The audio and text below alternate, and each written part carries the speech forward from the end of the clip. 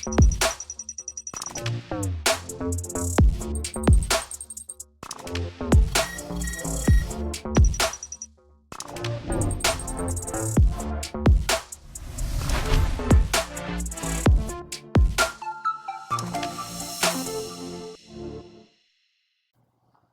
Partial Breakaway Podcast with your hosts Nick and Junior and producer Vince, bringing you elite fantasy hockey information to help you win your fantasy leagues and win at life.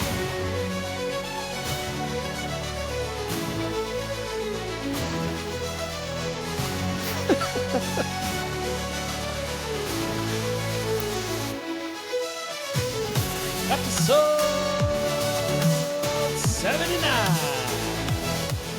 of the Partial Breakaway Fantasy Hockey Podcast. This is Junior, and to the other side of me, because I always get this wrong when we're virtual, is Nick. Nick, how are you doing today?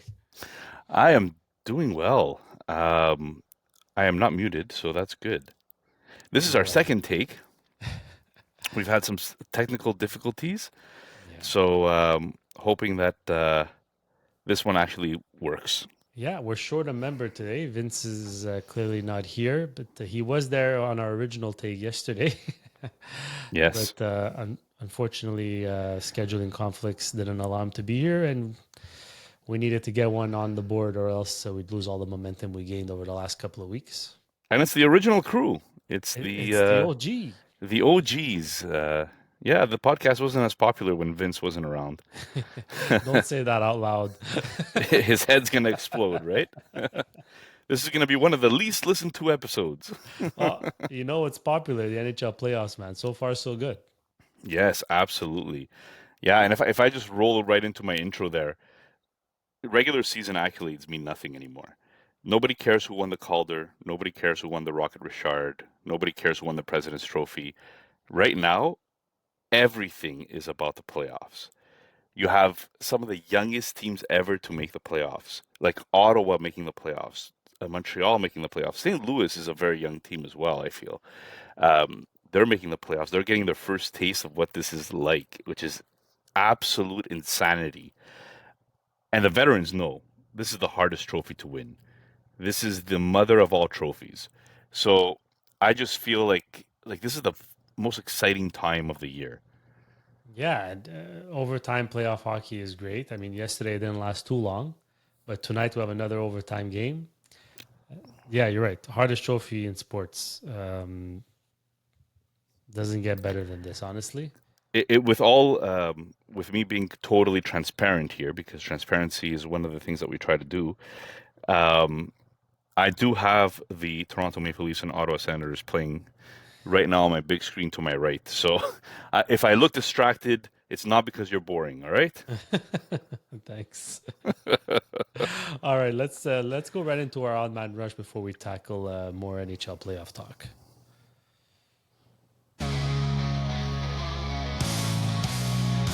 Odd Man Rush. All right. So this week on the Odd Man Rush, we're going to start with a couple of firings. As Vince would say, it's the Oprah Winfrey of the NHL. You get fired, and you get fired, and you get fired.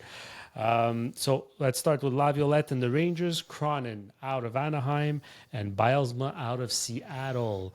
Which of these is the most surprising? And is there anybody now that you say, hey, you know what? These guys were maybe off the radar because of what was going on, but with a new coach, maybe they're back. You're back on their bandwagon. Example like a Lafreniere or the Ducks players. Well, Domi just scored, and Toronto wins the second game. Max Domi, that's a huge win, man. Yeah, huge win. All right, so Toronto just feels different this year, eh? Anyways. Yeah. What I wanted to say, I don't know if it was really Laviolette's fault that this Rangers team just imploded on itself. It all started with Drury, and I think it ended with Drury as well. Because we're talking about a person that put Goudreau, who was a popular guy in the dressing room, one of their best penalty killers as well. The guy had a no-trade clause. He puts him on waivers just to get rid of him, to get claimed by San Jose. Then he threatens their captain, Trouba, that I'm going to put you on waivers if you don't waive your no trade clause. And he ends up forcing a trade out of their captain over to Anaheim. So like the locker room is already starting to feel it, right? Like these are huge moves where yes, I understand that Trouba was making a lot of money and he probably wasn't worth that money. I understand that Grudro was making a lot of money for a fourth liner, probably wasn't worth that money. But these guys are still human beings, right? Forcing them out when they had negotiated a no trade clause is a little bit dirty. And I think Drury basically started doing that to several players. He threatened trading Kreider, even though the guy played with a broken rib and I think broken bones, right? Yeah, had wrist injury. He had like a couple of injuries.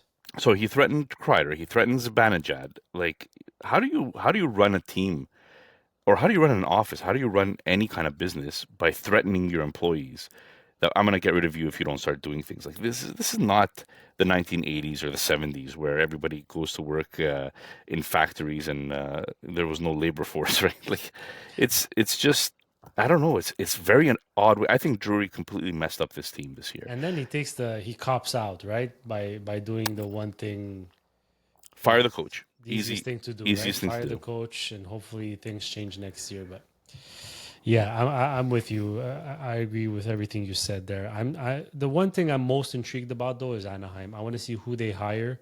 I think I don't know if his first name is Matthew, but Matthew Carl, the coach of the U18 World Juniors.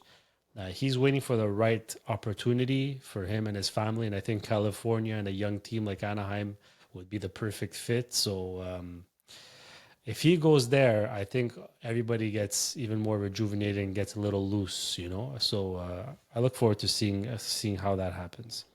Well, All one right, yeah, go ahead. I'm just going to add it because we didn't really have it on an original plan to talk about it today. Lou Lamoriello getting fired from the Oh Islanders. yes, That's a yes, big one too. I feel like Lou wasn't bad. He wasn't bad, but he was stuck in his ways. He had a certain mentality on how he wanted things to go. Whereas if you look at, more modern GMs, they might look at the team a little bit differently, right? You're not going to pay fourth liners 6-year contracts necessarily, right? Um, you're not going to give some of these guys. I can't remember, like Barzal finally got Duclair, which is a little bit of an offensive player, and that's like the first thing that Horvat and Duclair is the first time that he's ever had a line yeah. together that actually did anything. I feel like some of these players are going to benefit from a fresh voice in the general manager seat. Let's see what that means for Noah Dobson, who's due for a contract. That's right. That's right. Let's see what that means also for I know Noah Dobson, but let's see what it means for Barzal. Let's see what it means for Patrick Roy as coach. Like these are things that you start thinking about. The GM gets fired. Patrick Roy wasn't the new guy's hire, so you might see another coaching change. I'm waiting for fresh faces on the island, and that's what really intrigues me to see who they hire, how that's going to affect the coach, how that's going to affect the players. Are they going to bring in more firepower because they need to bring in firepower on that team? Yeah, for sure. I think it's going to be a breath of fresh air in Long Island, and I think the fans were dying for this moment. All right, moving on. Moving on to Mishkov. So during his exit interviews there with the press, he basically goes on to say that I wasn't sure what to expect, but we ended up speaking the same language. And this is what he was talking when he was asked about Torts. So the one thing that stands out to me is accountability. He's not. He could have opted out and said, you know what, he screwed me. He didn't play me. I could have done so much better, but it was hard to play for this guy. And instead, he just said, you know what, I understood everything he wanted from me. I understood every time that I had to take a step back, watch from the stands or whatever. And he almost made it seem like he made him a better player, which often ends up being the case, right, when you look back. So there's a sense of maturity that I didn't know he had that now he seems to be showing. Yeah, definitely. I mean, Michkov is the type of player that we don't really know much about him because you don't really get a bunch of interviews or understand all of the interviews anyways, right? Because it's in Russian, it's a completely different language. But you're sitting there now, and you're kind of seeing that this guy has a little bit of that old school fight in him. Yes, he's a new age player. He does all of the cool moves that all the other players do. He could try a Michigan here and there, but Michkov is also the type of player that maybe Torts did make him a better player in the long run. He didn't throw his old coach under the bus. He didn't kick him while he's down. You know, I think that just there alone shows some humility, some positivity for Flyers fans. You have a leader, like leadership qualities are being shown here. Yeah, and he must have had a little bit of a leash, and you saw after Torts was gone that he really started to take off. Maybe he had a little bit more liberty. So next year is going to be fun for Mishkov and Flyers fans for sure. Next, another coach, actually another weird situation. Is there going to be anybody left in Vancouver by the time we start the 2025-2026 season? Rick Tocchet, they might not exercise his option, so it'll be up to him if he wants to stay. Quinn Hughes' departure possibly imminent because Rutherford comes out and says that essentially he wants to end. He wants to play with his brothers, Jack and Luke in New Jersey. Well, it doesn't necessarily mean in New Jersey, but he basically said if we don't trade him to them, we'll have to go trade them to play here in Vancouver. So a little bit of tampering going on there, if you'd like. And then there's obviously the Elias Pettersson situation. Like, especially before his bonus is due, are they going to opt to trade him out? It's a big time mess. It's been a mess from game one, and it's an even bigger mess right now. We thought the JT Miller trade had solved all the issues, but I think it's just about to burst. Yeah, I mean, it's hard to look at this situation, and I think Tocchet went to supper with Quinn Hughes as well. And we don't know what was discussed, obviously, but it's hard to believe that Quinn Hughes negotiating an extension. If Rick Tocchet wants to stay there, he's going to want to know that his best player is there, and his best player is not Elias Pettersson. His best player is Quinn Hughes. So, I think they have a tremendous amount of respect for each other, and if it just looks like it's a disaster waiting to happen. It looks like a full rebuild there, and the worst part is that who's going to trade for Elias Pettersson? The guy's making $11 million. He's never fit during his off-season programs.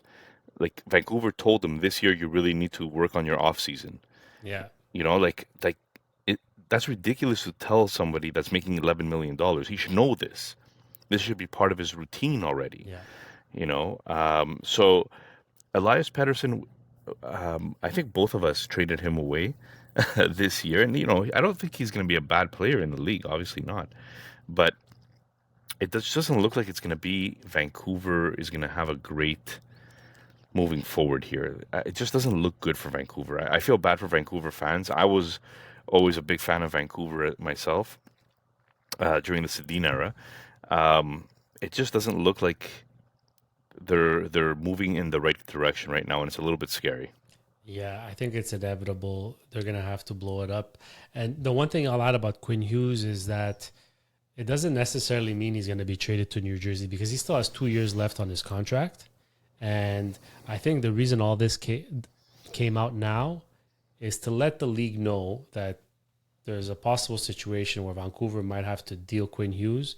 And I think they'd be doing themselves a disservice if they didn't trade him with 2 years left on his contract to anybody who wants him. Because then after 2 years, he can make whatever decision he wants. But there's some people that are going to pay some good assets to acquire a guy like Quinn Hughes, even if it's just for 2 years. Actually, more so for 2 years than just as a rental, right? Yeah. Well, I'm just going to read over here. So I had this tweet set up. So it's 12 years, John Cooper, longest tenure coach. Mike Sullivan, I think, is 9 years. Jared Bednar in Colorado is 8 years. Rod Brendamore is 6 years. Then it's Andre Tourigny 3 years and Martin Saint-Louis 3 years, and everybody else after that is under 3 years. So out of 32 teams, we have 6 coaches that have been there 3 years or more. Like, is that insane? What? Well, and sometimes you kind of want to say to yourself, well, there shouldn't be patience, right? There shouldn't be patience because this is big money. And when you are in the middle of a uh, competitive league, maybe you shouldn't have patience. Maybe you just keep rolling out new coaches until the fact one of them sticks. I don't Or know. maybe don't sign them to 5 years. I mean, the lifespan of a coach doesn't seem to ever Yeah. last 5 years, right? The average coach, but Listen, I'm a Raiders fan, oh okay? boy. I've seen coaches come and go like people changing their underwear. It's you cannot create a stable franchise like that. You need to pick a guy, believe in his philosophy, let him run with it. You know what I mean? Well, so the Detroit Red Wings basically are a team that the Iser plan just seems like it's kind of spinning its wheels, right? And I don't know if it's because ownership is trying to push Iserman into a certain direction that he wasn't ready for, but it kind of seems weird that you went out and you grabbed these veterans like Perron, like Shabbat, like Chariot, sorry, like Petrie. You go out and you grab all these veterans, and it doesn't pay dividends. It doesn't get you into the playoffs. And as long as it doesn't get you in the playoffs, it wasn't worth it. So the Iser plan is in a little bit of shaky water right now. We don't know what Steve Eiserman is going to do. We don't know if he's going to be around much longer if this continues. Like if it's my team and I'm a Detroit Red Wings fan, I'm saying to myself, how many more years do I want to keep Eiserman around? So like really think about that. Is it are you willing to miss the playoffs one more year? Are you willing to miss the playoffs 2 more years? Like, when is enough type scenario for Stevie Y, you know? I know he's a legend. I know he should stay as long as possible, but I really do believe that patience is starting to run out in Detroit. It's just not the type of team that has a tradition of staying out of the playoffs that long. And I don't think that Stevie Y is going to really have the opportunity to um, stay in that position much longer if he continues missing the playoffs. Yeah, absolutely. And sorry, I keep getting disconnected in and out here. Not sure what the problem That's okay. is. We finished the topic. But yeah, right on, Nick. I agree with every single word you said there. But before I get disconnected again, I really want to add this that we didn't prepare to speak of, just Sure. because we're on the topics of GMs. Did you hear Kyle Dubas's quote yesterday? No, no. So they were asking him, like, what makes you so convinced that you can still compete next year for a playoff I spot? don't know. But um, his coach that he had chosen, who's now coaching New Jersey, um, he also seems to be having that same kind of issue, right? Where it like you don't know if this type of coach could actually last in the NHL.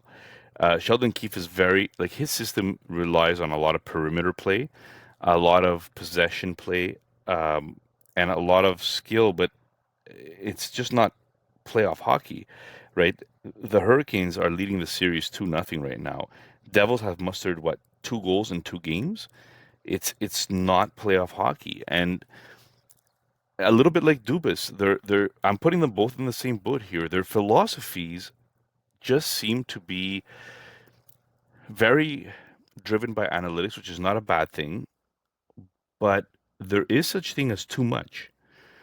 Too much analytics, too much relying on underlying numbers, and not enough of the grit, not enough of the crash the net, not enough of the big bodied, hockey, like it or not, it's not judged solely on analytics. And I think this is something that I'm starting to learn also in football because I am a football fan as well. you look at the analytics over at football, and you're saying to yourself, well, some of these analytic players just look great on PFF. Like the grades for that they're getting on these analytic cards look great. But if you watch them in actual reality, they're not actually doing as much as the analytics say that they're doing, or it doesn't look like it, or it doesn't fit in the system. There's a lot more than just one thing that attributes to a player being good. Analytics are important. They're part of the game. They should be part of the game. They should tell a story about how good a player is. They should not tell the full story of how good a player is. And I think that's where I've settled, because like the old saying goes, you can't just look at one thing. You're just not seeing the full picture. And I just feel Dubas is like that. He looks at the whole thing through an analytic lens. He doesn't give any other lenses out there. Same thing with Keefe. I find Keefe, he doesn't adjust. He believes in his system so much that he just lets his system do the talking. And oftentimes it's great regular seasons and just poor playoff performances. And I know I'm talking a lot here, uh, but I just feel like he's another one that's not going to last very long in his position if he doesn't get some playoff success. Moving on to another topic that I wanted to talk about a bit, and Junior is going to rejoin us here, but Landeskog came back off of IR. Landeskog basically coming off of IR is a big, big win for Colorado. They don't need him to be a top liner anymore, and I don't think that he has the pace right now coming off of an injury like this to be a top line player. Easing him in, let the guy. He played one AHL game or two, three AHL games where he scored a goal, which was really nice. Um, but Landeskog playing on the third line at least gives you a little bit of that view to see how he's progressing, and slow ice time, letting Landeskog kind of get his feet wet again. It's a great start for him, and I really hope that he ends up scoring some goals in these playoffs, because that's going to be a cool story. Colorado looks great. Yeah, good for Landeskog. I'm excited to see him. Sorry again, I'm in and out, but I'm trying something new, Nick. I'm trying what you wanted to do for a while now, so hopefully I won't have to get disconnected again. And ladies and gentlemen, that does it for a very interrupted Odd Man Rush.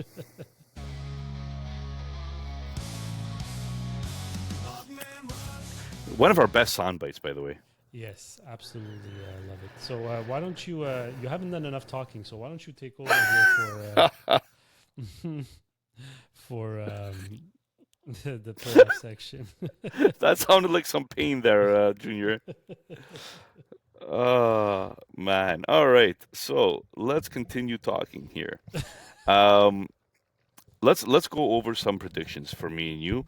And I can't remember what Vince had, because Vince had done this as well. I can't remember what it is that he picked, so I don't want to mess it up. So I'll let him speak on it next week. But can you hit the button for "Let me talk to you"? Because this is going to be our playoff edition. Let me talk to ya. Yeah. All right. So Blues, Jets. So far, it's a little bit unfair because we've seen the Jets win 2 games in a row. But Junior, you tell me, what's your prediction for this series? Look, I'll be honest. I thought this series was going 7, and I actually thought the Blues could upset the Jets in 7 games. You're never in trouble until you lose on home ice. What worries me the most, though, now after seeing 2 games is that they were so close. They had 2 games that were very winnable, and they left there with 0 wins, So that could be Yeah. a dagger. Game 3 is huge. They're going to have to win Game 3. But, yeah, look, the reason I went Blues before the series started was I wasn't very happy with Winnipeg's second line center and Nemesnikov. I mean that's a pretty important role, and I thought Yeah. I don't think he lives up to that role. Yeah. And Hellebuck has proven to be shaky in the playoffs. And Game 1 he was very shaky, but they they bailed him out. Yeah, And game two, he was much, much, much better. So we'll see how it goes. That's why I took St. Louis in 7. Binnington also having a track record of winning the important games too. So absolutely. I went with the upset there, but it looks like I'm going to most likely be wrong here. Well, I think you should stick to it because, like you said, like I've seen crazier things. Oh, yeah. I've seen, I've seen teams win 2 road games. Looks like the series is done, and then they go ahead and lose their 2 home games right after that. So you never know what's going to happen here. I'm predicting the Jets to win simply because um, I think the Blues was a great story, and I think that they've played the Jets really hard, but the Jets are just one level above. Like they're 1 goal games, but the Jets just seem to have that extra little bit. So I'm going to predict Jets in 6 here. Um, but I like the Blues. I like watching them. They're a fun team to watch now. I love their coach. Like this is not the Berube Blues. No. But it is All the right, moving on Berube to Leafs, right? yeah, Vegas Wild. Mm, Hard for me to really understand how the Wild could move on from this series. I picked Vegas in 5. same here. A very short series. Minnesota might win a game if Gustafsson could bail them out. Um, they're just lacking a little something, the Wild. But Vegas is they're the elite of they're the cream of the crop in the West. I mean, they're well built all around. They have goaltending. They got defenders. They got they got offense. I mean, Jack Eichels might be one of the most underrated players in the league. Yeah. Probably should be in contention, at least a nomination for the Hart Trophy. So I don't see that going more than 5 games. However, now that we did mention the Wild, Yurov is making his way to North America and will join the team. Well done, sir. Well done.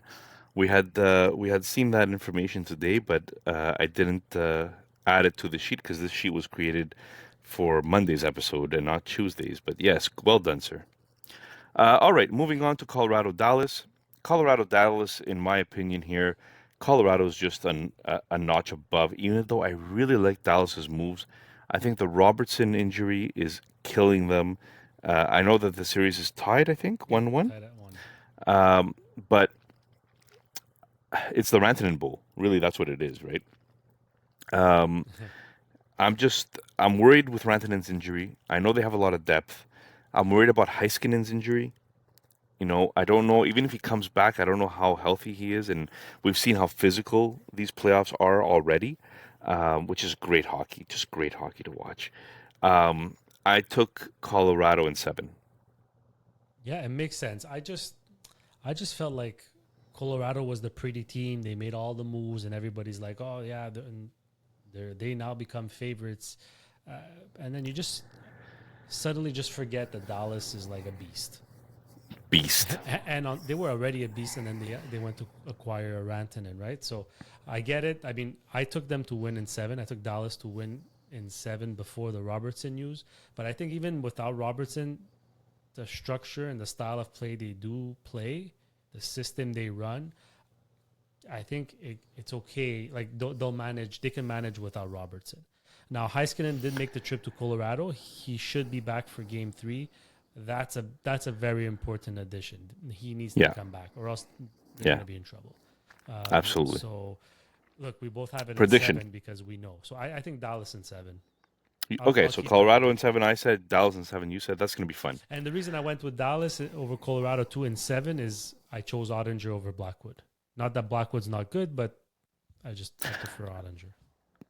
Sure. Ottinger seems shaky sometimes. He's very He's on not and off, consistent. very on Yeah. and off. Like he'll be good for great He's consistently stretches. inconsistent. Well said. I think we can move on from that on that note. Talking about inconsistent goaltending, Edmonton Oh boy.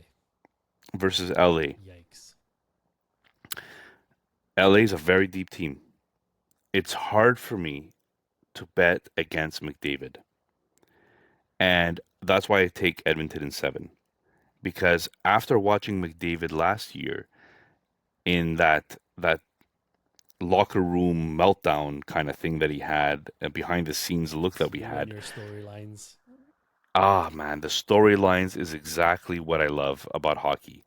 And here, for me, the best player in the world, I know he's tired. I know that it's tough, but he just wants it so bad that I feel like he goes out there and he's going to try to get it with everything he has left in him. And maybe Edmonton goes down in this series first before they come back, but I still have Edmonton in seven because of McDavid. Hard to bet against him. I also have this series going in seven, but going to 7 games. But I got LA. I got LA finally getting through these Oilers. I think if there's a year that a team can dismantle the Oilers, it would be this year. They've played so much hockey in the last 2 years. McDavid, especially with the Four Nations, the injury. Draisaitl was injured. They lost Ekholm. Ekholm is a huge loss for the Edmonton Oilers. Agreed. And the caveat of it all, Stuart Skinner. After everything, I chose LA in seven before yesterday's game, but Yes. after everything McDavid and Draisaitl did in that game to come back, and I think at some point one person said on the broadcast, like they seem to be the only two that care about this Yeah. game, you know. And imagine they took over, they tied the game, only for Stuart Skinner to let in that flop towards the end of the game there. So, man, yeah, he's the reason I went to LA in seven. Plus, All right. home ice advantage, better goalie. Hard to Well, win that in does it seven. for the West. Let's move on to what people really want to talk about. No, I'm kidding. Eastern Conference. Montreal, Washington. We saw Montreal take it to overtime. Washington was the better team throughout that game, at least 2 periods out of 3. Yeah, 40 minutes. Yeah. Um, and that I posted out something on Twitter today because I really don't like the line of Demidov, Line and Newhook. Granted, maybe we could give it a little bit more time, and that's what St. Louis looks like he's going to do. But if I look at these lineups, it just seems like really, really lacking defensively on that line. And I know Newhook is responsible as a player, and he has the speed to get back in a back check, but it just seems that every time Washington would dominate that line. And um, anyways, I'm focusing in on that line right now. But fact of the matter is that I think things need to change in Montreal. The mindset needs to change in Montreal if we're going to have a chance.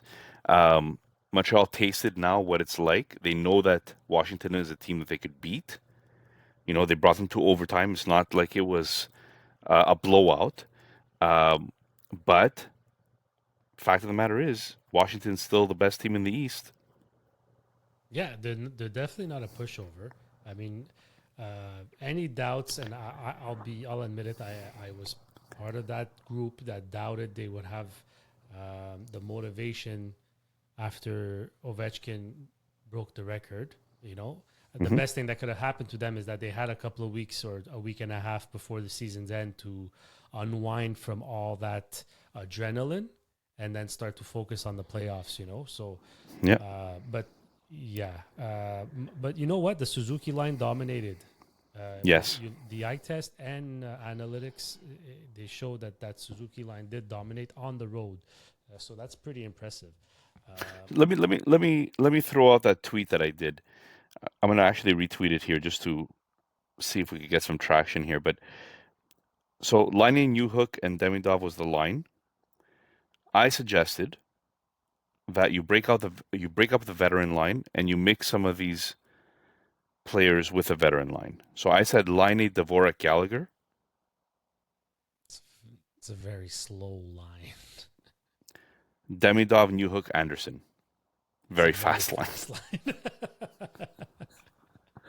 But I just felt that Gallagher could be that guy that goes in the corners. Dvorak could win a board battle here and there. He's great at the face-off circle. It gives Line an opportunity to kind of set up and hopefully just receive the puck and take a shot, Yeah, because right? Gallagher had a very good game. Gallagher is a performer when it comes to the playoffs. He's all heart and soul. The guy has no talent whatsoever left in his body, but heart and soul, he has all of it. And speaking of having all of it, Ovechkin still got it. Even after he broke the Oh record, yeah, he's still going, man. Two yeah, goals in the opening game. Yeah, no, they're a tough out for sure. But you know what? Montreal's a tough out, and that's the reason I have this game going to 7. This series going to wow, 7. But Washington will take it. I just think Montreal won't have enough left in the tank once they get to Game 7. But they showed us all year long, never count them out, and I yeah. think they're gonna have that till they can't do it anymore. And I think that'll go to Game 7. They showed it yesterday, right? Don't count them out. Down 2 in the third period. They might have needed that game though, but we'll see. I had Washington in 7 before the series started. I have Washington in 6. All right, Toronto, Ottawa. Ooh, Ottawa is down Battle of 2-0. Ontario. Battle of Ontario, and I'm still saying this is probably going to go to 7. I think Toronto takes it.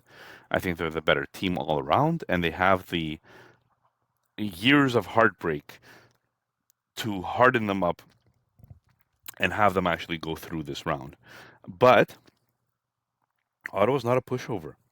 Ottawa's a big physical team. They're a team that could go out there and hit and hit and hit and wear them down. So I find even if Toronto gets out of this series, which I do think they will, um, they're going to be a bit beat up. Yeah, it's definitely not gonna. It's gonna be a very physical series. It's been so far. I just don't think Ottawa has enough. And you know what's impressive is finally seeing Toronto as the experienced team. It's a Yeah, totally different team when they're the alpha. You know what I mean? They've had to play Boston, they've had to play Tampa, they've had to play Florida, always. But they were always the ones that didn't have enough experience to get through.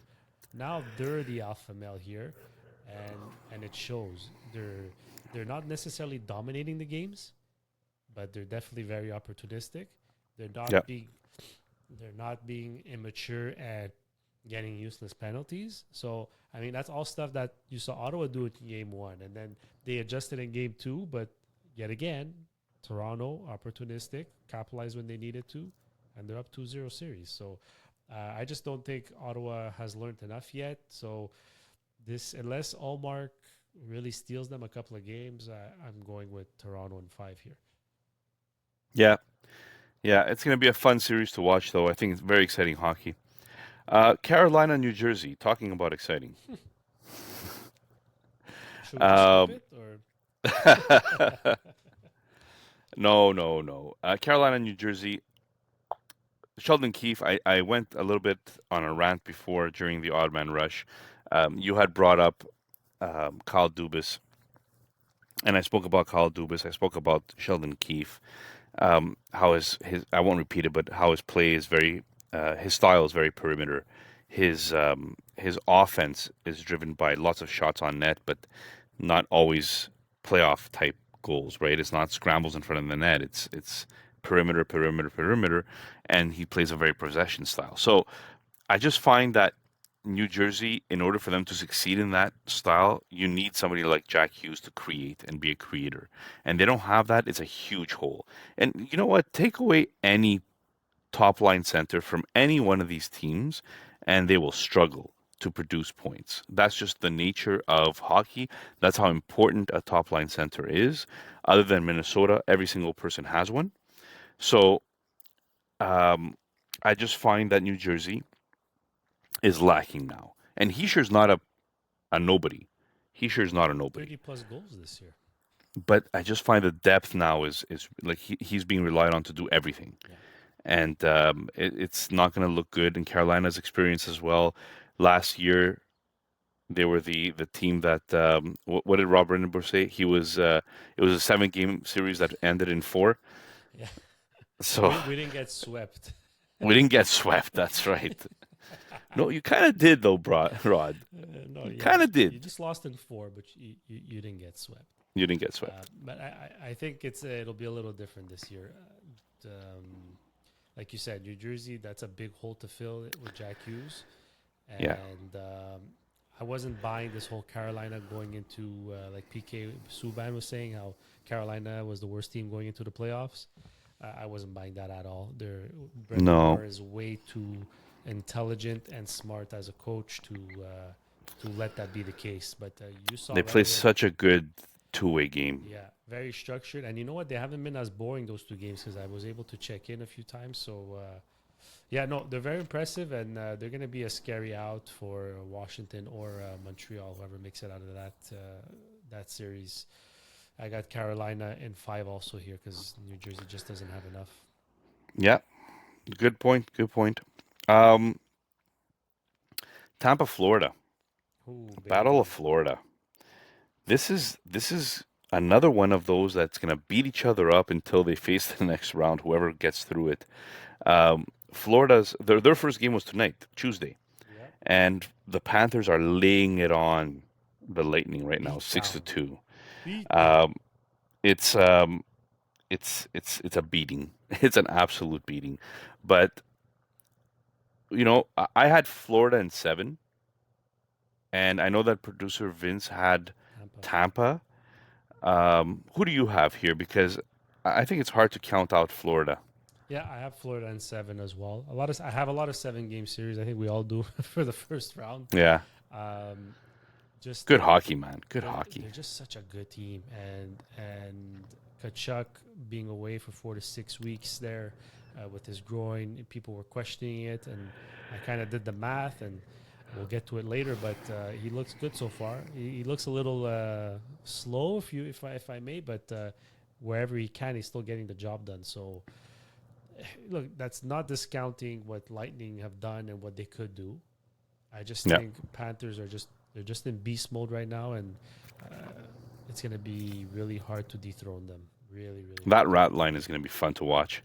They've been fun Brad to watch. Marchand, Bennett, and Kachuk. We've spoken about it almost every podcast that we talk about Florida, but they're so much fun to watch. And you know what? They've been really good this year. And guys like Vergehi didn't really have a great season. Reinhardt didn't get his 50 goals like he did last year, but they managed to still be productive and dominant. And I Yeah, think now in playoffs, it's next level. yeah, absolutely. By the All way, right. 6-2, but on 6 goals on 16 shots. Rough start for Vasilevsky. Yeah, yeah, that's not great for Vasi. That's okay. He rebounds usually very well on when he has lays an egg like this. All right, Junior, we have about 15 minutes left to the podcast. Let's review the Oh yes. 2 drafts that we did. Get the song ready, please.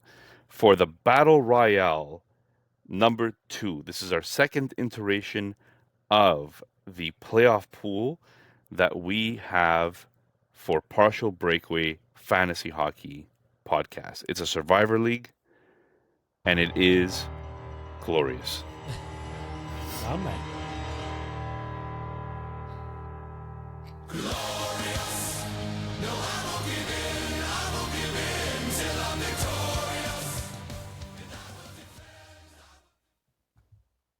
All right.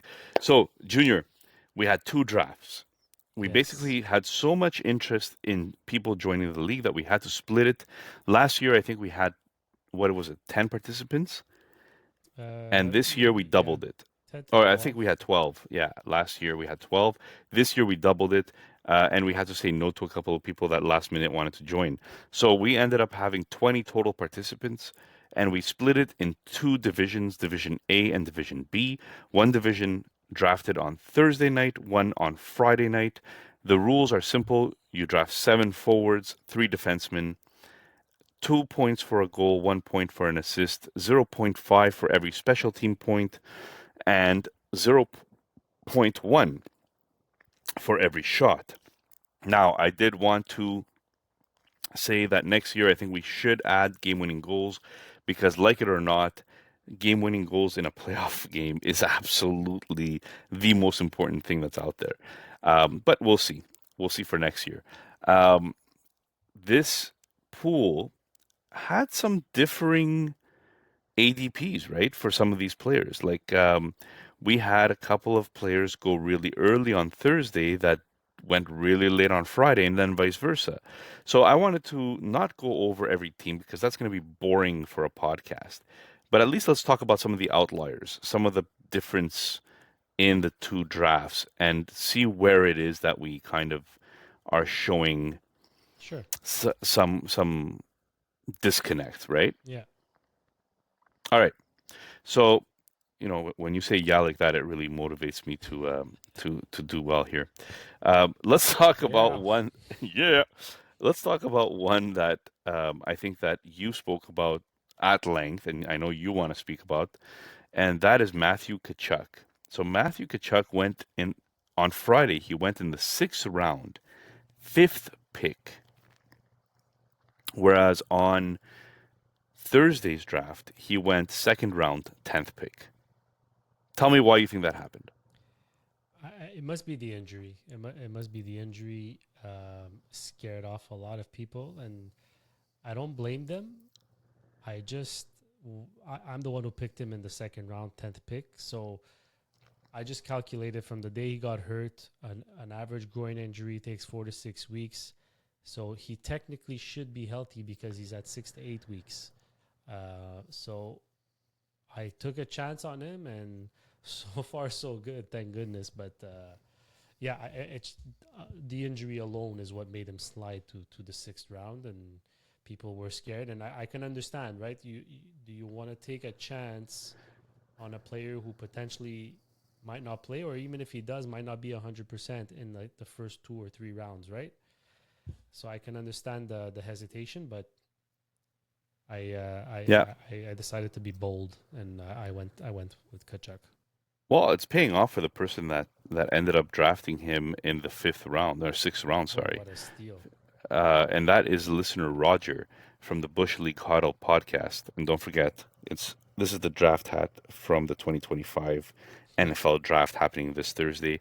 Uh, Take a listen to the Bush League Huddle podcast. They did one mock draft, and they had some insight on where they think some big names are going to go in the NFL world for that draft. But back to hockey. So Roger ended up going with Matthew Tkachuk, sixth round, fifth, and that's just a steal. It's an absolute steal, and it's paying dividends for him already. Um, Another one that was a little bit different, and maybe this isn't a huge different position wise, but in the first round, anytime you're drafting somebody in the first round, every pick is scrutinized so closely. We had said that on Thursday, Austin Matthews went third overall, and on Friday, he went seventh overall. That's a four position difference in the first round. I feel like it's pretty big. Why do we think there was a discrepancy there? Oof. Listener Rooks took Matthews third overall over, let's say, a Kucherov or a Draisaitl. I think a lot of it has to do maybe with the matchup. I think she probably suspected there'd be a lot of goals in Ottawa, Toronto, as opposed to maybe Detroit, LA, because LA can be a little stingy. But again, I don't think you could have went wrong with either of the three. Right now, Matthews, I mean, it's still paying off. In 2 games, he's got 3 points. The Draisaitl in 1 game has maybe a point or two. So we'll see how that goes. But yeah, Did you say Detroit or did you say Edmonton? LA. I meant Edmonton, LA. I probably said Detroit. Hey, you know what? They used to play often in the first round of the playoffs. But Yeah, well, I spoke about the Eiserman plan. You should really listen to this podcast, by the way. The faltering Eiserman plan. yeah, that's It's a good podcast, I'm telling you. it's great. It's great. Tune in. I mean, I've been tuning in and out since the beginning of the episode.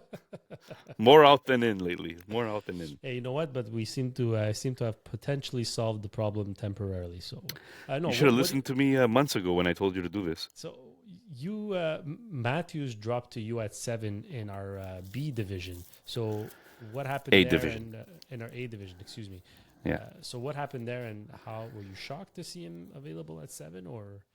I was, but um, it's a little bit.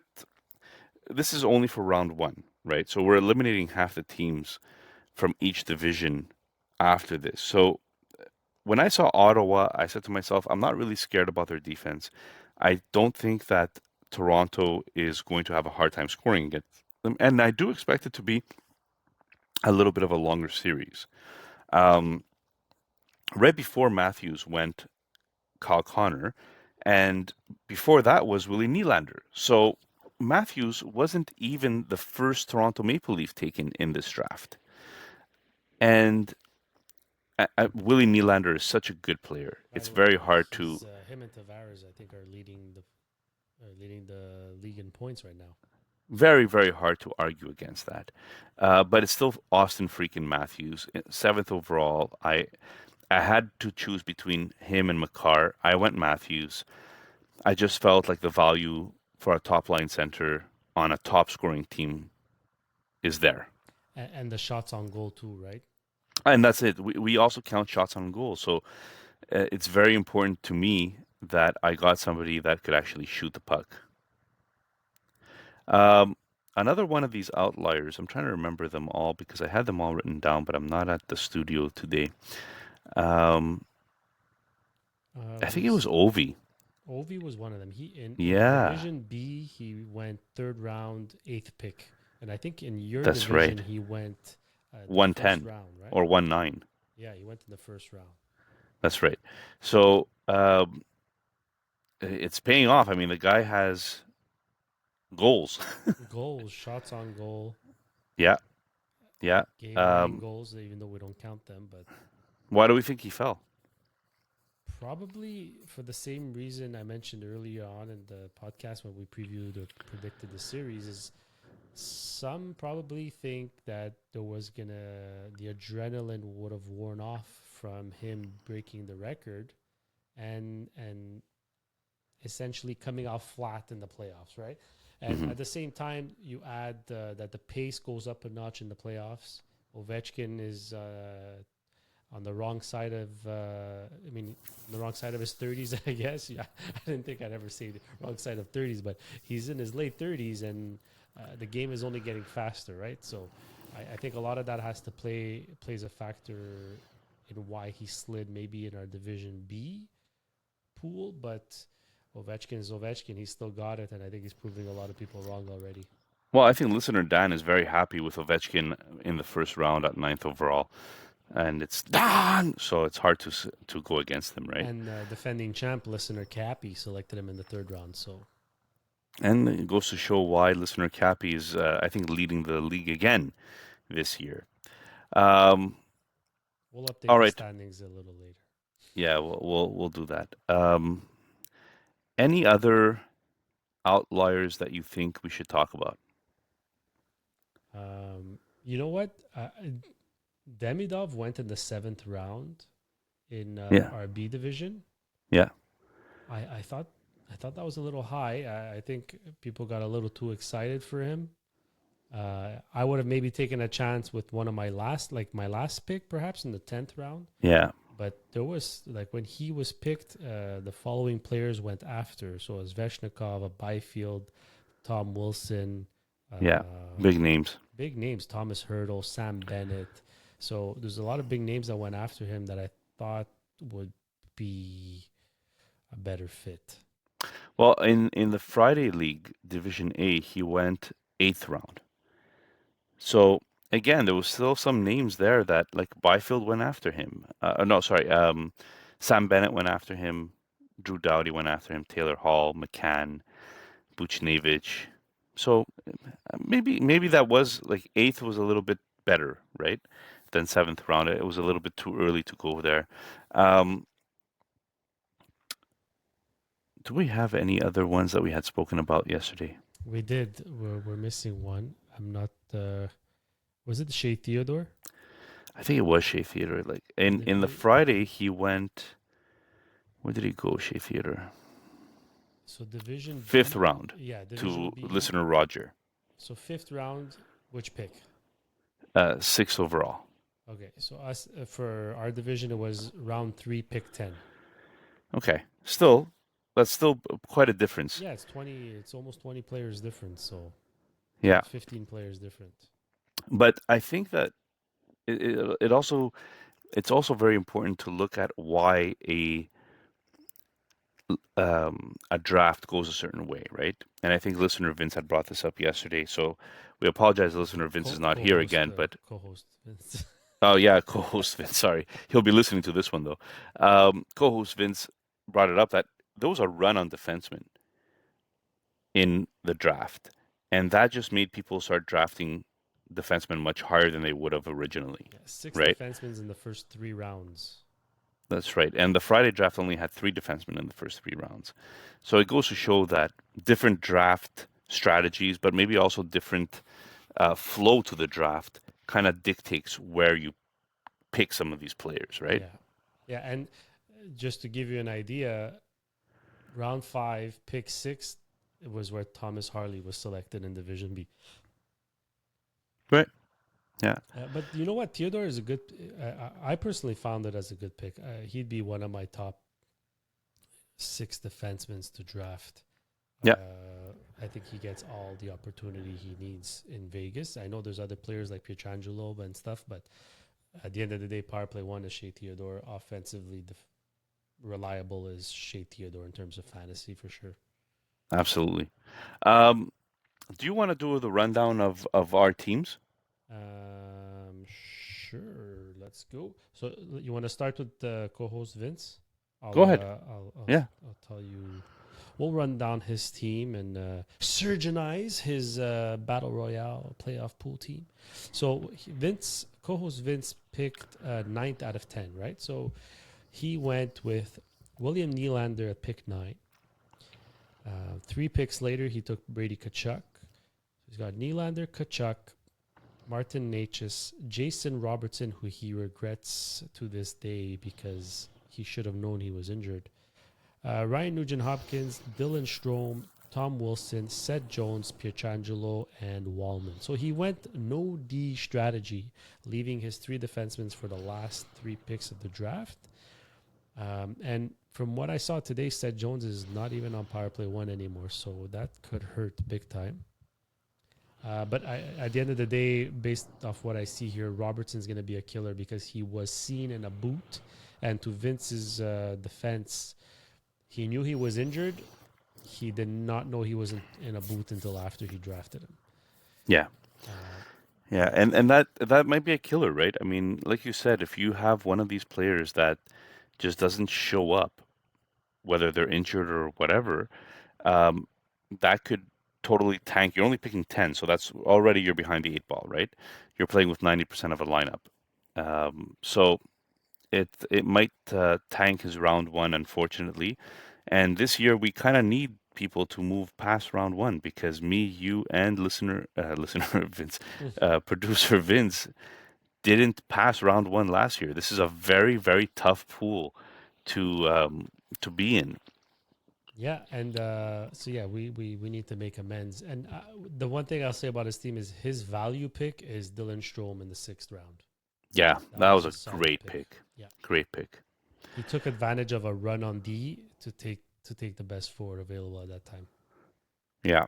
All right. Yeah, go ahead. Move on. Yeah, we'll stay with Division B. So we'll surgeonize my team here. I had the first overall pick. So I went with McDavid. I took Matthew Tkachuk and Lane Hudson back-to-back in rounds 2 and 3. I then went on to take Nishushkin, John Tavares, Brock Faber, Kopitar, Luke Hughes, Zuccarello, and Stankoven. My final pick. What do you think, Nick? Well, that Stankoven pick actually paid off right off the bat, right? Thank goodness. I texted you, remember? I was like, yeah, performer. yeah, playoff performer Stankoven. Um, I think you have a team that could pass the first round. I feel like you got some decent defensemen. It wasn't a no 0D strategy necessarily, right? Um, and you're who was your top pick in the first round again?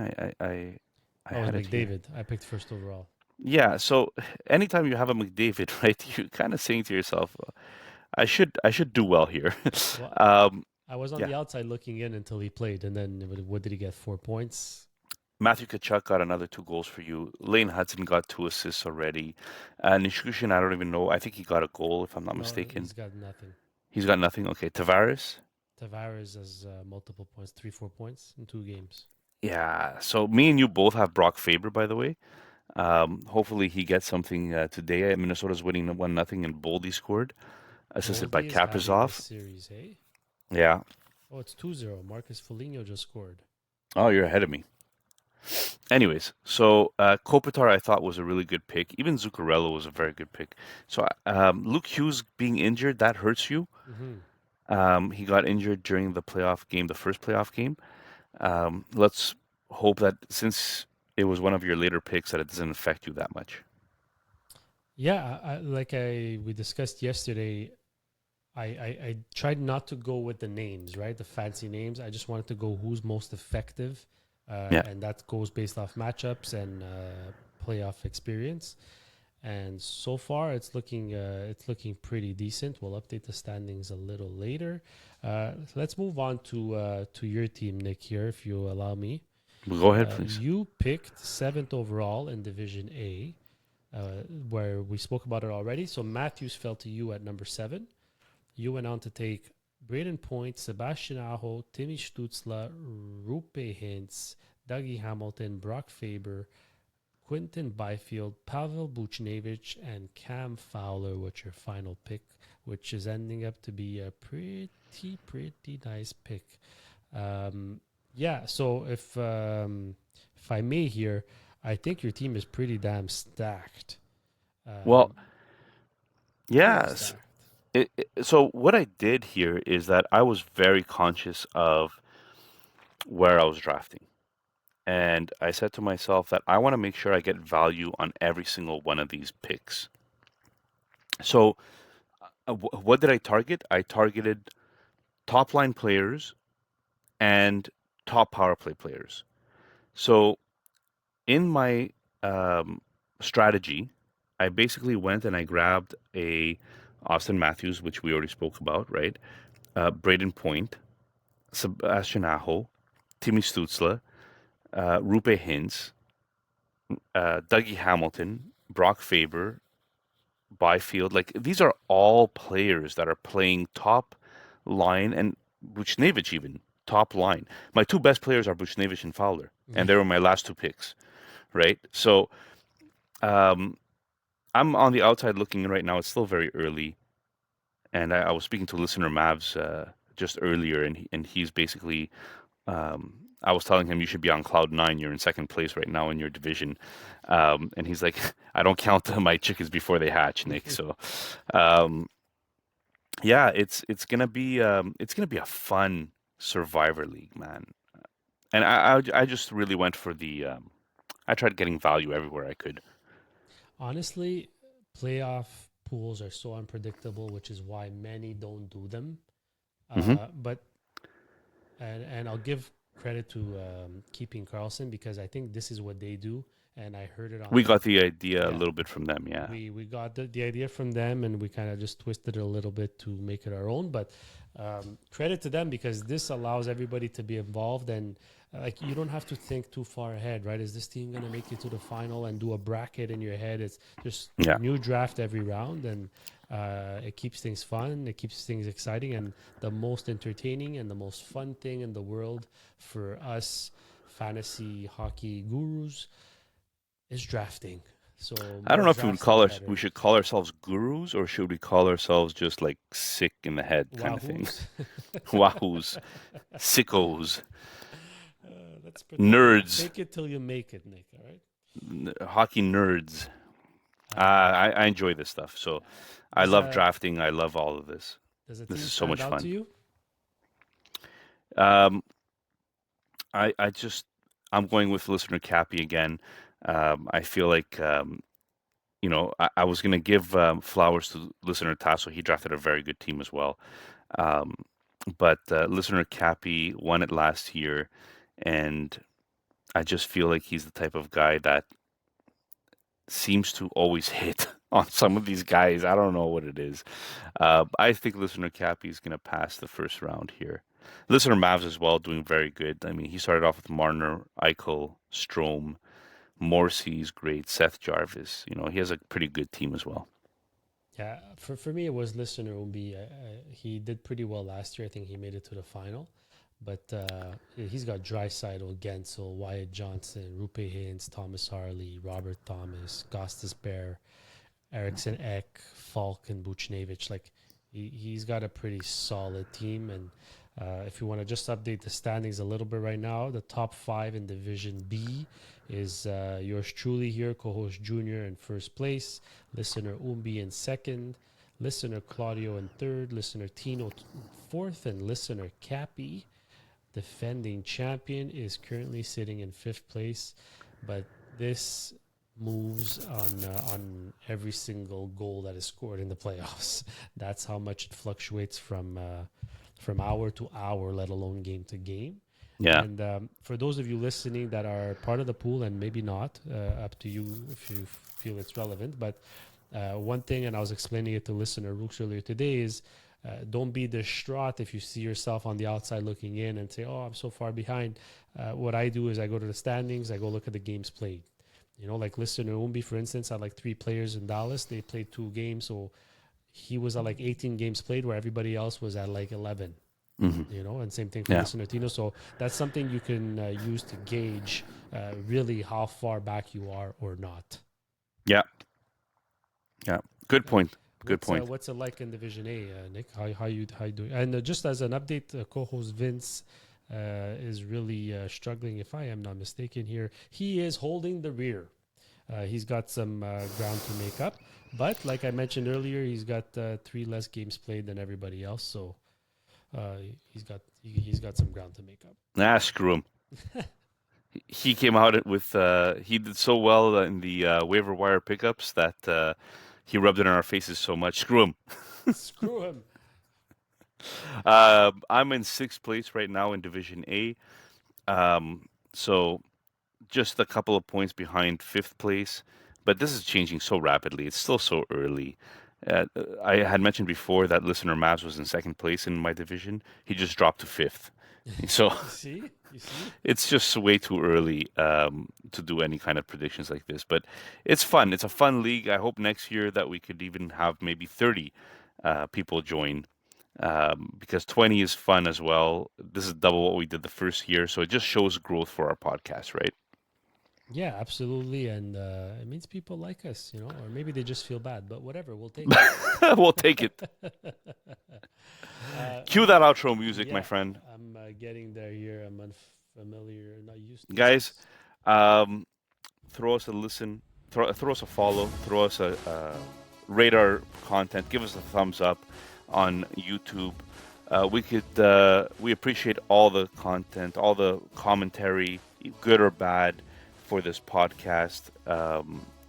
We've had a lot of traction lately with comments as well on Instagram and at Partial Break Pod, and on TikTok as well. We recently got into Blue Sky. Vince is going to be taking care of Blue Sky, so we'll see how it goes. Nick, this just in. Matt Zuccarello, 3-0 Minnesota. Oh, what a good pick. Love that player. Yeah, guys, please, that's the one way you can support us. Follow us, like, subscribe, and what makes us the happiest is when you engage. So if you want to yell at us and tell us how dumb we are, do so.